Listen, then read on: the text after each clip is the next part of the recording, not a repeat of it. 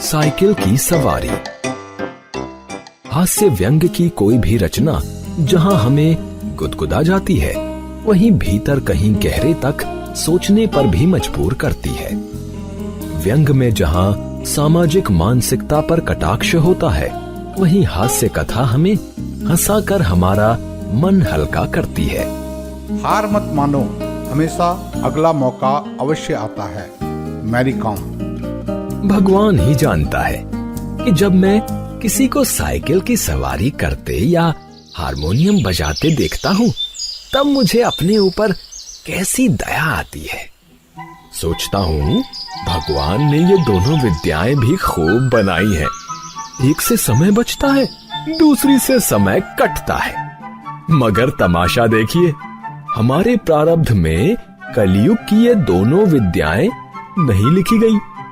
न हम साइकिल चला सकते हैं, न बाजा ही बजा सकते हैं। शायद 1932 की बात है कि बैठे बैठे ख्याल आया, चलो साइकिल चलाना सीख लें। इसकी शुरुआत यूं हुई कि हमारे लड़के ने चुपचाप यह विद्या सीख ली और हमारे सामने से सवार होकर निकलने लगा। अब आपसे क्या कहें कि लज्जा और घृणा के कैसे कैसे ख्याल हमारे मन में उठे। सोचा, क्या हम ही जमाने भर में फिसड्डी रह गए हैं? सारी दुनिया साइकिल चलाती है, मूर्ख और गंवार चलाते हैं। हम तो परमात्मा की कृपा से पढ़े लिखे हैं, क्या हम ही नहीं चला सकेंगे? आखिर इसमें मुश्किल क्या है? कूद कर चढ़ गए और ताबड़तोड़ पांव मारने लगे, और जब देखा कि कोई राह में खड़ा है, तब टन टन करके घंटी बजा दी। बस महाराज, हमने साइकिल सीखने का निश्चय कर लिया। दूसरे दिन हमने अपने फटे पुराने कपड़े तलाश किए और उन्हें ले जाकर श्रीमती जी के सामने पटक दिए कि इनकी जरा मरम्मत तो कर दो। मगर श्रीमती जी बोली, पहले बताओ इनका क्या बनेगा? हम चाहते थे कि घर में किसी को कानो कान खबर ना हो और हम साइकिल सवार बन जाएं। पर श्रीमती जी ने न मानी और जो झक मारकर बताना पड़ा कि रोज रोज तांगे का खर्च मारे डालता है, साइकिल चलाना सीखेंगे। श्रीमती जी ने बच्चे को सुलाते हुए हमारी तरफ देखा और मुस्कुराकर बोली, मुझे तो आशा ही नहीं कि आपसे यह बैल मेड़ चढ़ सकेंगे। खैर, यत्न कर देखिए। मगर इन कपड़ों का क्या बनेगा? हमने जरा रौब से कहा, आखिर साइकिल से एक दो बार गिरेंगे या नहीं, और गिरने से कपड़े फटेंगे या नहीं। जो मूर्ख हैं वे नए कपड़ों का नुकसान कर बैठते हैं, जो बुद्धिमान हैं वे पुराने कपड़ों से काम चलाते हैं। इधर हमने बाजार से जंबक के 2 डिब्बे खरीद लिए कि चोट लगने पर उसका उसी समय इलाज किया जा सके। इसके बाद जाकर एक खुला मैदान तलाश किया ताकि दूसरे दिन से साइकिल सवारी का अभ्यास किया जा सके। अब यह सवाल हमारे सामने था कि अपना उस्ताद किसे बनाएं। इसी उधेड़ बुन में बैठे थे कि तिवारी लक्ष्मी नारायण आ गए और बोले, क्यों भाई, हो जाए एक बाजी शतरंज की। हमने सिर हिलाकर जवाब दिया, नहीं साहब, आज तो जी नहीं चाहता। क्यों? यदि जीना चाहे तो क्या करें? यह कहते कहते हमारा गला भर आया। तिवारी जी का दिल पसीज गया। हमारे पास बैठकर बोले, अरे भाई, मामला क्या है? स्त्री से झगड़ा तो नहीं हो गया? हमने कहा, तिवारी भैया क्या कहें, सोचा था लाओ साइकिल की सवारी सीख लें, मगर अब ऐसा कोई आदमी दिखाई नहीं देता जो हमारी सहायता करे। बताओ, है कोई ऐसा आदमी तुम्हारे ख्याल में? तिवारी जी ने हमारी तरफ बेबसी की आंखों से ऐसे देखा मानो हमको कोई खजाना मिल गया है, और वे खाली हाथ रहे जाते हैं। बोले, आदमी तो ऐसा है एक, मगर वह मुफ्त नहीं सिखाएगा, फीस लेगा। दे सकोगे? कितने दिन में सिखा देगा? यही 10-12 दिनों में। और फीस क्या लेगा हमसे? औरों से 25 लेता है, तुमसे 20 ले लेगा हमारी खातिर। हमने सोचा 10 दिन में सिखाएगा और 20 रुपए फीस लेगा। 10 दिन 20 रुपए, 20 रुपए 10 दिन, अर्थात 2 रुपए रोजाना, 60 रुपए महीना, और वह भी 1-2 घंटों के लिए। ऐसी 3-4 ट्यूशनें मिल जाएं तो 250-300 रुपए महीना हो गया। इधर तिवारी जी मामला तय करने गए, उधर हमने यह शुभ समाचार जाकर श्रीमती जी को सुना दिया कि कुछ दिनों बाद हम ऐसा स्कूल खोलने वाले हैं जिसमें 300-400 रुपए महीने की आमदनी होगी। श्रीमती जी बोली, मैं तो चाहती हूँ कि तुम हवाई जहाज चलाओ। यह साइकिल क्या चीज है, पर तुम्हारे स्वभाव से डर लगता है। एक बार गिरोगी तो देख लेना, साइकिल वहीं फेंक फाक कर चले आओगे। इतने में तिवारी जी ने बाहर से आवाज दी। हमने जाकर देखा तो उस्ताद साहब खड़े थे। हमने श्रद्धा से हाथ जोड़कर प्रणाम किया और चुपचाप खड़े हो गए। तिवारी जी बोले, ये 20 पर मानते ही न थे, बड़ी मुश्किल से मनाया है, पेशगी लेंगे। कहते हैं पीछे कोई नहीं देता। अरे भाई, हम देंगे। दुनिया लाख बुरी है, मगर फिर भी भले आदमियों से खाली नहीं है। ये 20 रुपया तो चीज ही क्या है। एक बार हमें साइकिल चलाना सिखा दे, फिर देखें हम इनकी क्या क्या सेवा करते हैं। मगर उस्ताद साहब नहीं माने।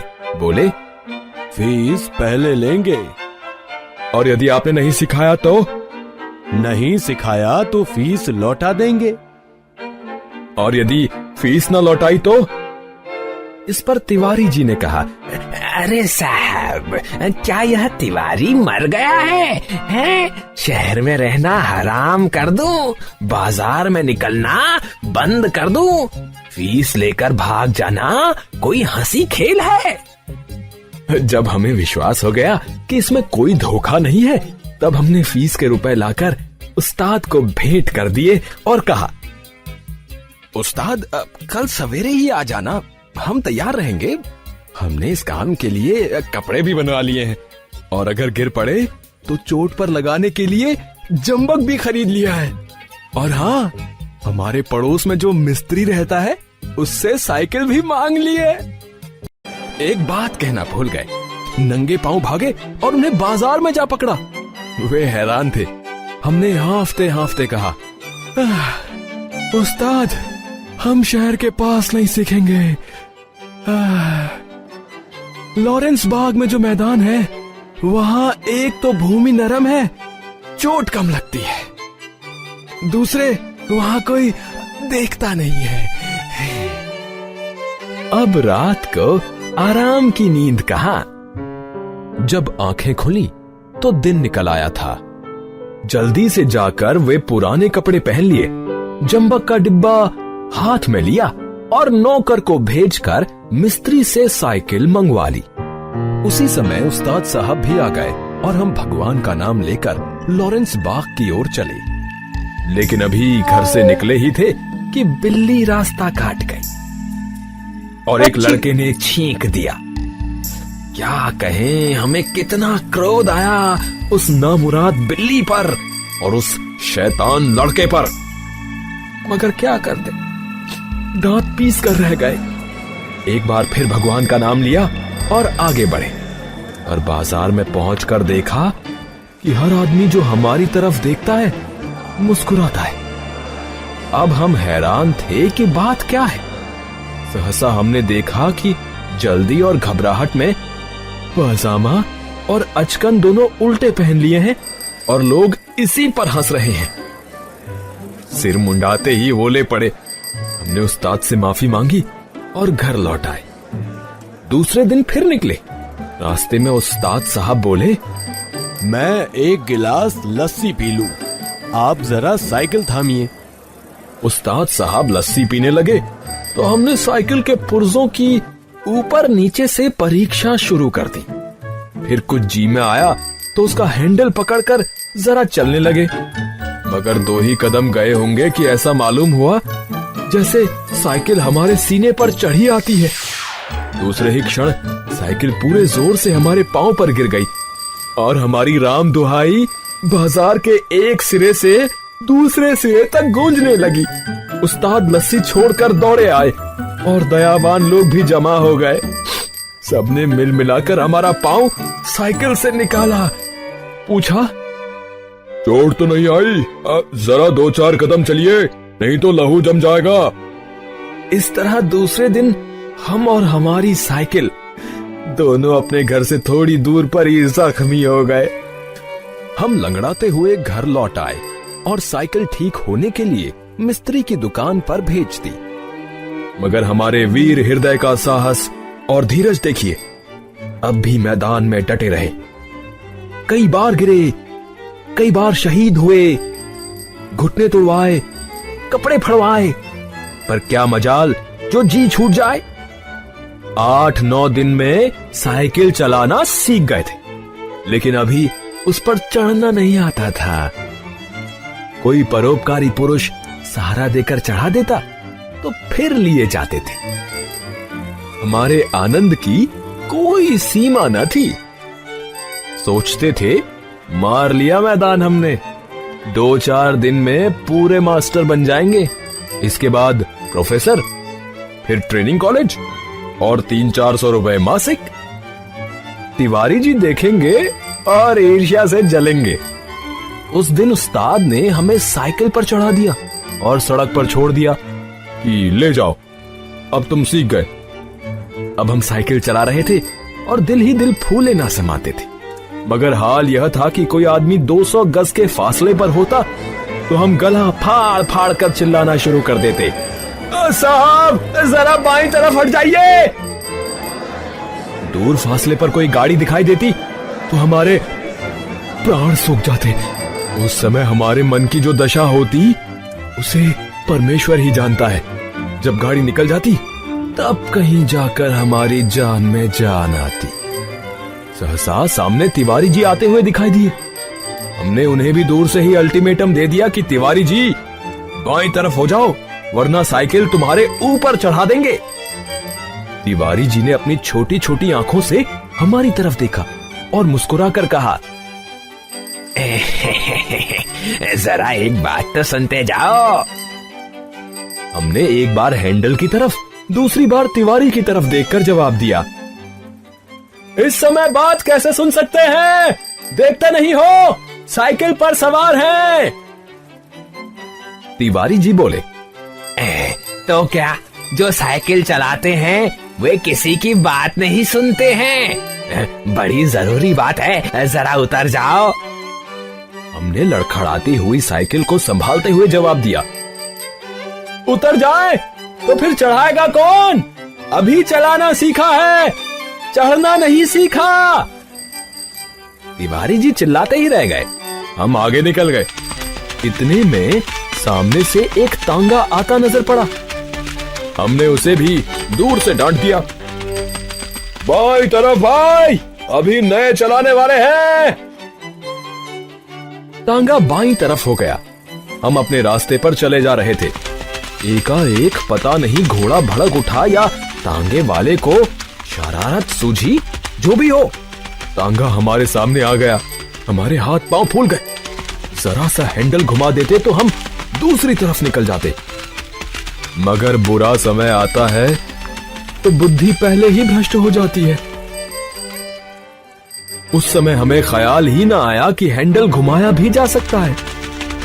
फिर क्या था, हम और हमारी साइकिल दोनों ही टांगे के नीचे आ गए और हम बेहोश हो गए। जब हम होश में आए तब हम अपने घर में थे और हमारी देह पर कितनी ही पट्टियां बंधी थी।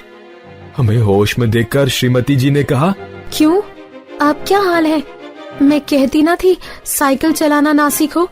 उस समय तो किसी की सुनते ही ना थे। हमने सोचा लाओ सारा इल्जाम तिवारी जी पर लगा दे और आप साफ बच जाएं।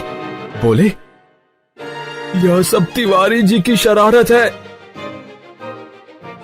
श्रीमती जी ने मुस्कुराकर जवाब दिया, यह तो तुम उससे चकमा दो जो कुछ जानता ना हो।